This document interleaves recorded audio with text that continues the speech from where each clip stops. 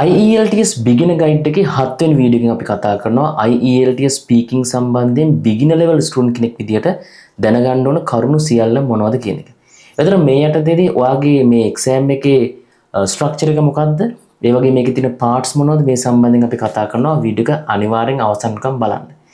Students මේ IELTS examination එකේ කෙටිම examination එක හැබැයි ළමයි වැඩියෙන්ම බයම examination තමයි මේ speaking කියලා කියන්නේ ලංකාවේ අපි ගත්තොත්. ඒකට හේතුව තමයි මේක one on one examination එකක් informal interview එකක් විදිහට තමයි මේක යන්නේ. ඉතින් one on one කොට බය වෙන්න එපා. මේකෙදි වෙන්නේ ඔයා වෙනුවම examiner කෙනෙක් ඉන්නවා. examiner කෙනෙක් ඔයත් එක්ක ඔයන් questions අහනවා. ඔයා ඒකට උත්තර දෙන්න තියෙන. එච්චර දෙයක් නෙමෙයි මේක. ඒතර ස්ටුඩන්ට්ස් මේමයි. දැන් මම මීට කලින් වීඩියෝ සීරීස් එකේ මීට කලින් වීඩියෝස් වලදී කිව්ව විදිහට listening, reading, writing කියන examination ගොඩක් වෙලාවට උදේටනේ තියෙන්නේ. හවස වෙන දාගන්න අවස්ථාවක් තියෙනවා.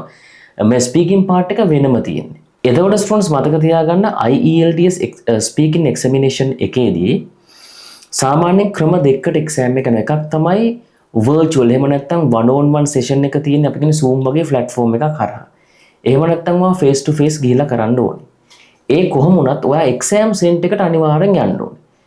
ඒතර එක්සෑම් සෙන්ටර් එකට ගියට පස්සේ අපි අර දැන් මේ වෙනකොට දැන් ලංකාවම එක්සෑම් එක කම්පියුටර් බේස් වෙලා තියෙනවා. වැඩි පුරම තියෙන්නේ 95%කටත් වඩා තියෙන්නේ ඔයා virtual විදිහට. ඒ කියන්නේ ඔයා එක්සෑම් සෙන්ටර් එකට යන්න ඕනේ.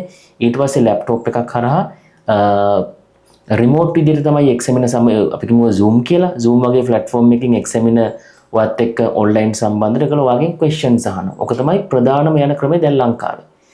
ඊට අමතරව ඊටාම සුළු ප්‍රමාණයක් වෙන්න පුළුවන් IELTS exam එකට අදාළ ඔයා exam center එකට ගිහපුවම මේක වෙනම room එකක් තියෙනවා. ඒ room එකට ඔයා ගිහපුවම මේක examiner කෙනෙක් ඉන්නවා. පොඩි interview එකක් තියෙනවා. ඉතින් කලබල වෙන්න අවශ්‍ය නැහැ. මේක informal interview එකක්. informal කියන්නේ බොහොම friendly එකක්.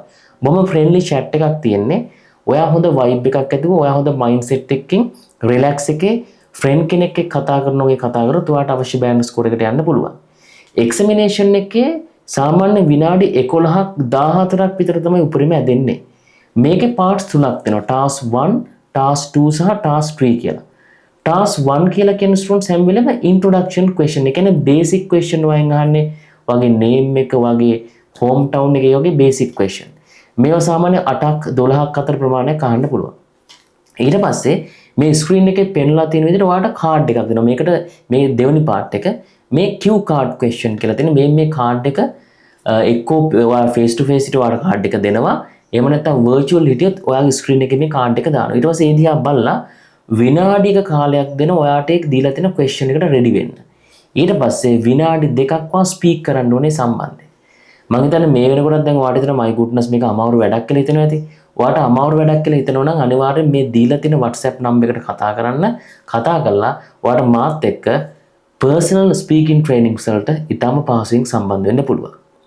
එතකොට අපි ගත්තොත් students part 3 එක. part 3 එක හැම වෙලේම cue card එක මත base වෙනවා. මෙතනදී සාමාන්‍ය question 4ක් 5ක් වගේ ප්‍රමාණයක් වගේ අහයි. ටිකක් දිග answer එකක්. ඒ කියන්නේ අපි කියන්නේ සාමාන්‍යයෙන් sentence 8ක 10ක වගේ දිග answer එකක් මෙතනදී දෙන්න ඕනේ. මතක තියාගන්න විනාඩි 14ක වගේ වෙලාවක් වුණාට මේක ඇතුළු techniques ගොඩාක් use වෙනවා. ඒ නිසා ඔයා ඉංග්‍රීසි කතා කරන්න පුළුවන් වෙච්ච ස්ටුඩන්ට් කෙනෙක් වුණත් මේක සමහරලාට කරගන්න එක ඉතාම පහසුයි කියලා මට කියන්න බෑ. මොකද ඒ ටෙක්නික්ස් හරියට ඔයා දැනගෙන තියෙන්න ඕනේ. ඉතින් මේ ටෙක්නික්ස් දැනගන්න අවශ්‍ය නම් ඔයාට පුළුවන් අපිව සම්බන්ධ කරගෙන අපිත් එක්ක එකතු වෙලා වැඩ ටික කරගෙන යන්න. එතකොට ස්ටුඩන්ට්ස් මේකට ලකුණු දෙන්නේ කොහොමද? ලකුණු දෙන මාර්කින් ස්කීම් එකක් තියෙනවා. ඉතින් මේ මාර්කින් ස්කීම් එක මොකක්ද කියලා දැනගන්න ඕන නම් අනිවාර්යෙන් කමෙන්ට් සෙක්ෂන් එකේ කමෙන්ට් එකක් දාන්න we need speaking marking scheme කියලා. ඒකට මම ඊළඟ වීඩියෝ එක ගේනවා. මේ මාර්කින් ස්කීම් එකේදී ක්‍රයිටීරියා 4කින් ඔයාලට ලකුණු දෙන්නේ. මම මේ සිම්ප්ලි කියන්නේ. ඊට පස්සේ ඔයාලට ඕවරෝල් බෑන්ඩ් ස්කෝර් එක 9 වලින් කීයද කියන එක ලැබෙනවා. ඉතින් මේ ලකුණු දෙන ක්‍රමෙත් මම නිකමට කිව්වොත් ක්‍රයිටීරියා 4 මොනවද කියලා fluency and coherence, lexical resource, grammatical range and accuracy, pronunciation. ඉතින් මේ ගැන දිග විස්තරයක් ඉදිරියට අපි ගේන්න බලාපොරොත්තු වෙනවා. අර කමෙන්ට් එක අනිවාර්යයෙන්ම කමෙන්ට් සෙක්ෂන් එකේ දාලා තියන්න. ඉතින් මේ වීඩියෝ ගොඩක් වැදගත් කියලා හිතනවා. අනිවාර්යෙන් අපිව subscribe කරන්න, bell icon click කරන්න අමතක කරන්න එපා. ඒ වගේම තමයි ඔයාලට පුළුවන් අපේ classes වලට join වෙන්න. ඒ වගේම තමයි අමතක නොකර අපේ මේ playlist එකේ තියෙන IELTS beginner guide කියන video series එක බලන්න. basic student කෙනෙක් විදියට beginner level එකේ ඉඳලා දැනගන්න ඕන කාරණා ගැන හොඳ අවබෝධයක් ඔයාලට ගන්න පුළුවන්.